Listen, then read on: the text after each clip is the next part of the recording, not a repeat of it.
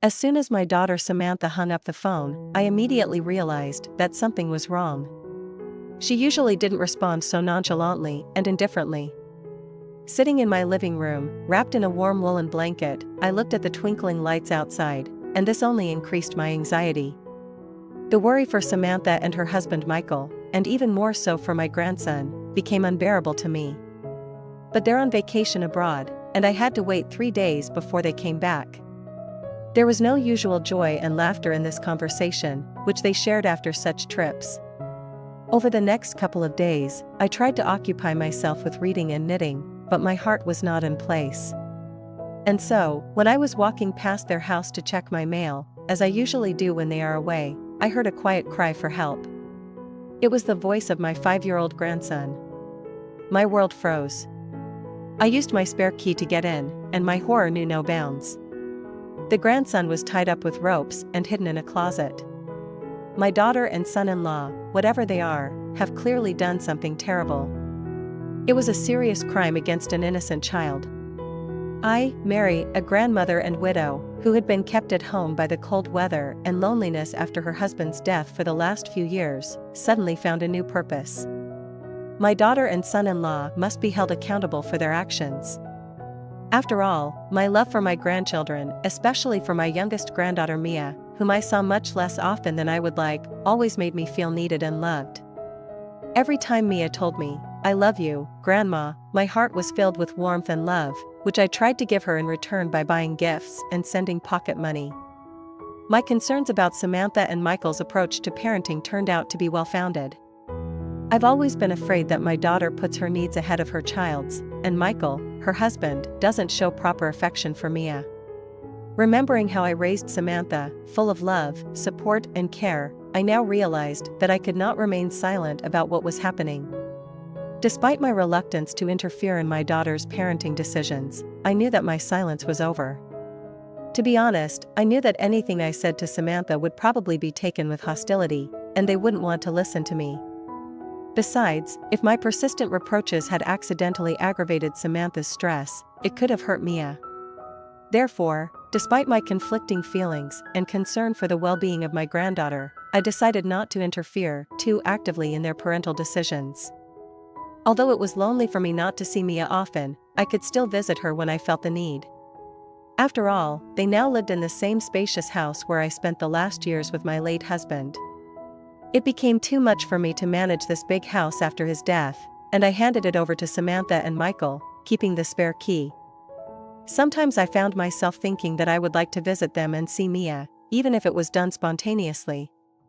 One day I had the opportunity to walk past their house when I was in the area. My old friend, a classmate from high school, was invited next door, and he called me at the same time.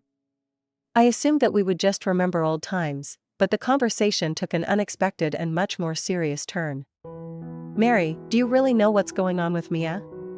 "What is it?" he asked, as if hinting at something important. "Of course, she's my granddaughter." "How could I not know?" I replied, not fully realizing the meaning of his question. "No, that's not what I meant," he continued, his tone becoming more serious. "Maybe Mia is being abused." These words made my heart freeze. "What do you mean?" My voice sounded shocked and incredulous. My friend began to tell me the details he had heard from the neighbors. According to him, Samantha and Michael often left early in the morning and returned late at night, leaving Mia alone. The neighbors began to worry, seeing the girl often alone on the balcony. When they tried to talk to Mia or express their concerns to Samantha, they received vague and confusing answers. Kneeling down from shock and pain, realizing that Mia could have suffered without my knowledge, I felt the world begin to spin around me. My friend tried to comfort me. "We don't know for sure, it's just a rumor." But I thought I should mention it. "Maybe you could stop by their house on the way back?" These words made me think. I couldn't sit idly by anymore. Something had to be done. Taking care of myself, I decided that on the way home I would stop by Samantha and Michael. I have to see my granddaughter and make sure she's okay.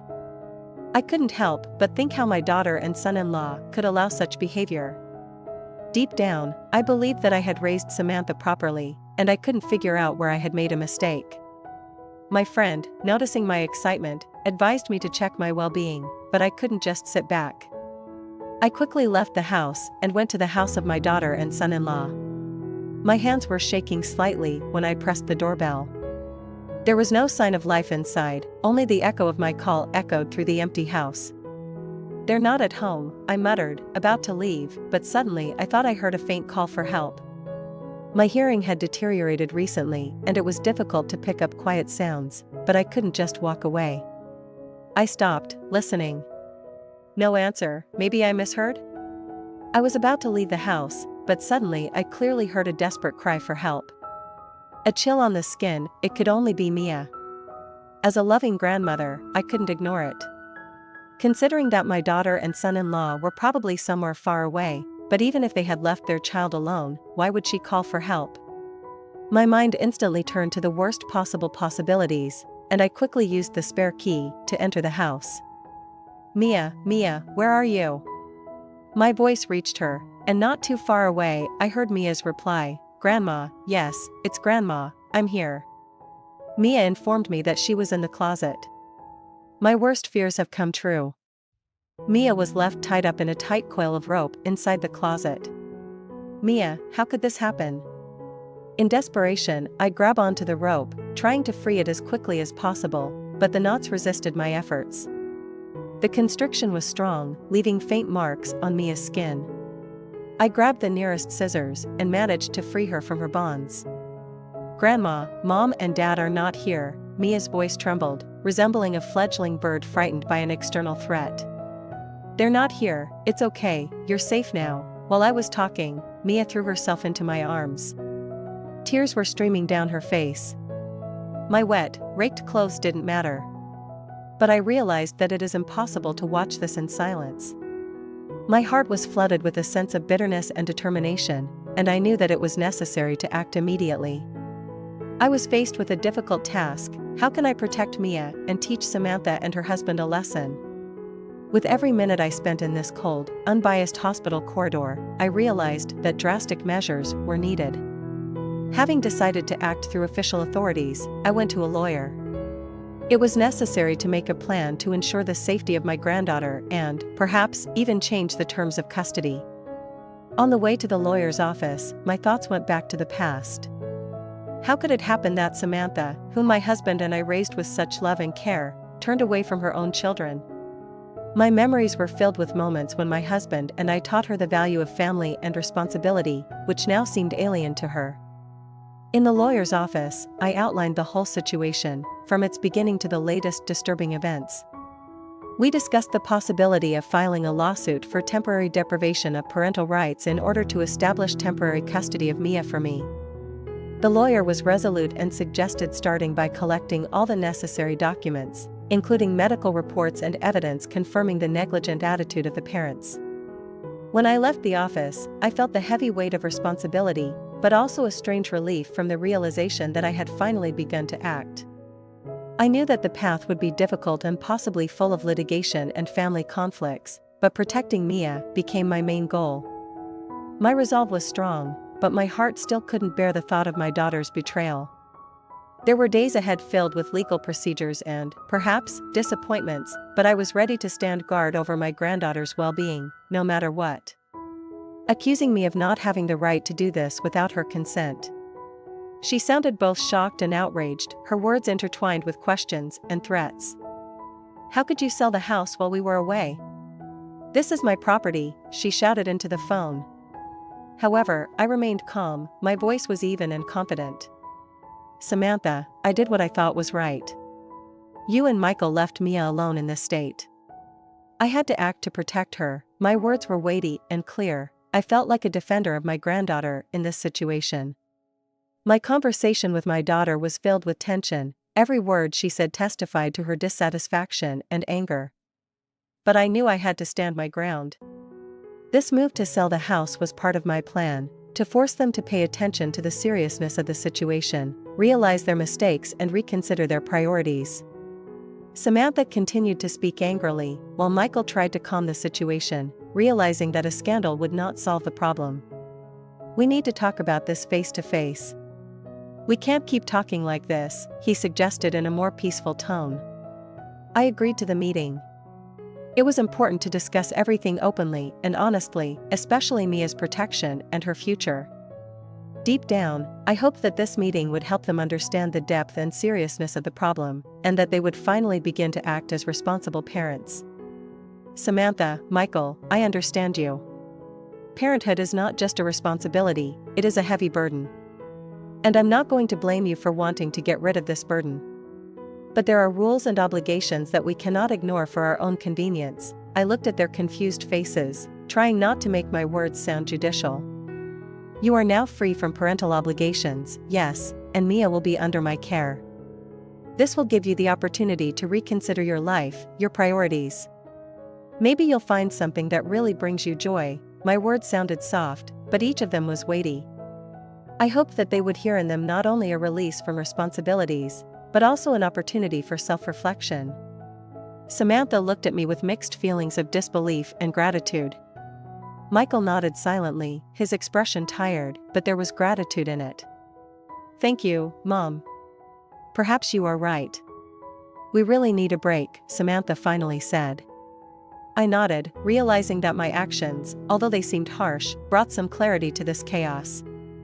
Now that Mia is with me, I will provide her with everything she needs to recover and have a happy life. She deserves it, I said confidently. After exchanging a few last words about the practical aspects of transferring custody and responsibilities, I felt the tension begin to subside. I knew that the path ahead would be difficult, but I also knew that Mia was safe now, and that was the most important thing. When Samantha and Michael left, I turned to Mia, who was still standing next to me, holding my hand. It's going to be okay, honey. You're with Grandma now, I said confidently, trying to banish the remnants of my anxiety and replace them with the promise of a better future for both of us. Especially on your hobbies and travels, which you justified as a necessity for health. I took a deep breath, looking back at the messy lifestyle you've led over the years. With every word I said, Samantha seemed more scared and confused. All these years, she probably thought that her actions would go unnoticed, that she would be able to evade responsibility. However, now reality was knocking on the door with inevitability. You should have been thinking about the future, but instead you chose instant pleasure. I can't let you keep living like this, especially when it's hurting Mia, I said, my voice firm and peremptory. Samantha suddenly began to justify herself, trying to explain her actions as misunderstandings and temporary difficulties.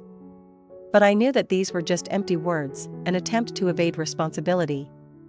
Now that the case has come to court and the lawyers are already involved, you will face consequences not only in the form of arrest, but also financial lawsuits that could seriously affect your future, I continued.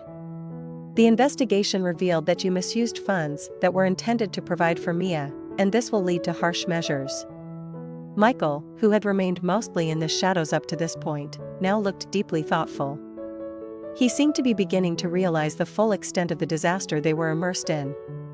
There was a flash of realization in his eyes that their actions had not only destroyed the relationship in the family, but also jeopardized their own future.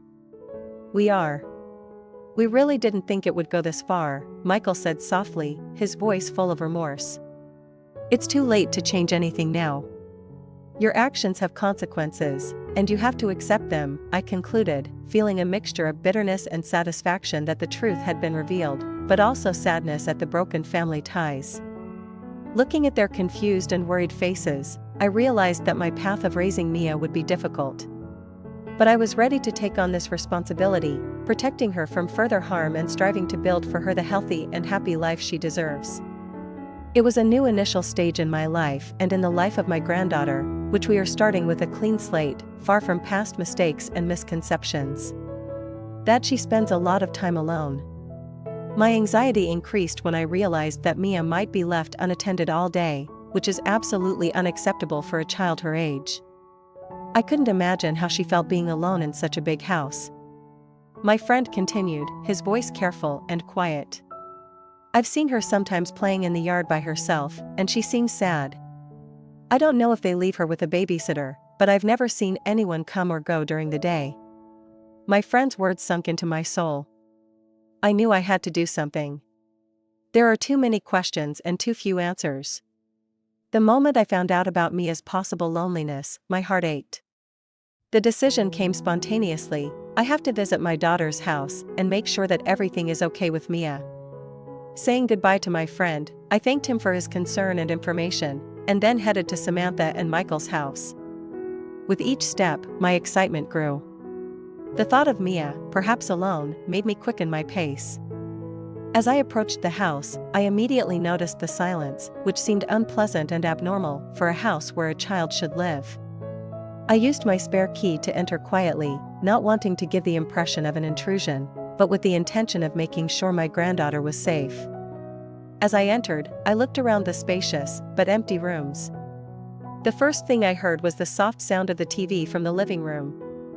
I walked slowly over there and saw Mia sitting alone, staring intently at the screen. She didn't notice my arrival, immersed in the world of cartoons. "Mia, darling, how did you end up here alone?" I asked, coming closer. She turned around, her face lit up with a smile at the sight of me. "Grandma," she exclaimed joyfully and threw herself into my arms. Her hugs warmed my heart, but I couldn't take my mind off the excitement that my friend's words caused. "Honey, do you often stay here alone?" I asked cautiously, trying to understand the situation without scaring her. "Sometimes when Mom and Dad leave. They say they'll be back soon, but it doesn't happen very quickly," she replied, which only increased my fears. From that moment on, I realized that I couldn't leave everything as it was. I needed to take steps to ensure that my granddaughter would never be left alone without supervision again. I was ready to do whatever was necessary to protect her and provide her with the safety and care she so deserved. I just consulted with Child Protection Services, but they considered this incident to be quite serious and contacted the police. I explained that their faces quickly turned pale. I smiled sweetly and added that you too should think about your actions in prison. Samantha protested, "Wait, what's going on? It's bad, we need to run." Michael usually snapped quietly, "Calm down, it's not like they came for us right away." They both looked annoyed, so I decided to add fuel to the fire. "By the way, Michael, the reason Samantha locked me up at this time is because her affair was about to be revealed." Michael's face showed confusion at my words for a moment, but then he blushed furiously and rushed at Samantha. "What do you mean, you had an affair?" "Calm down, this old witch is just created, reconciling." Despite Samantha's attempts to calm him down, Michael remained visibly agitated. I kept talking and guessing who Samantha's partner in the novel was. James, her high school classmate, you know, the guy who lives nearby. Samantha's expression tightened. "How do you know all this stuff?" which she inadvertently confessed to the story itself, and Michael was now scolding her with fury. He was so angry that he could barely formulate coherent sentences. Seeing his rage, I found it somewhat funny, but I wasn't done yet. Judging by the way James is married, his wife was furious when she found out. She even threatened to sue for damages. Samantha, for obvious reasons, fell silent, so she had to find a new home, come up with excuses for the police and prepare for a huge alimony payment. The police case was almost a foregone conclusion. She would most likely be arrested. Right now she was going through the lowest point in her life, but it wasn't enough to make amends for what she did to Mia, so I decided to inflict another significant punishment. I actually hired a lawyer to investigate various cases. It turns out that Samantha was using the money I sent me as support. There should have been hundreds of thousands of dollars saved up, but the two of you seem to have spent it recklessly, especially on your hobbies and travels, which you justified as a health necessity. I took a deep breath, looking back at the messy lifestyle you've led over the years. The irony of hearing my last statement. Samantha finally snapped and started scolding me. "How could you do something so terrible to me? Your own daughter is incredible. You are a completely hopeless parent." I objected that I could say the same about you. Samantha's anger flared up, but she brought this on herself. I never thought that my own daughter would sink to such a level. After all, the couple was found guilty of child abuse and sentenced to prison. Ironically, they had previously talked about breaking up over Samantha's case, but now they were both being sent to prison. The alimony claims resulting from the affair, as well as damages from the accusation of my financial support, left the couple drowning in debt. Michael lost his job due to the conviction, and, having no substantial income, they faced the difficult task of paying this significant amount. It was a complicated mix of emotions, but they brought it on themselves. I hope they will reflect and learn from their mistakes. On the other hand, I am enjoying my new life with Mia. At first she struggled to adapt to life alone with her grandmother, and the anxiety associated with her past violence weighed heavily on her. However, when my neighbors and I treated her kindly, a glimmer of light returned to her. Mia's expression often says, "Thank you, Grandma, for your help. In the circumstances it is quite natural to help her, and I am also sorry that I could not help until it got to the point that her sincere smile when she expresses gratitude warms my heart. My remaining days will be filled with time spent with Mia, although it may be short-lived. I approach each day with hope and joy,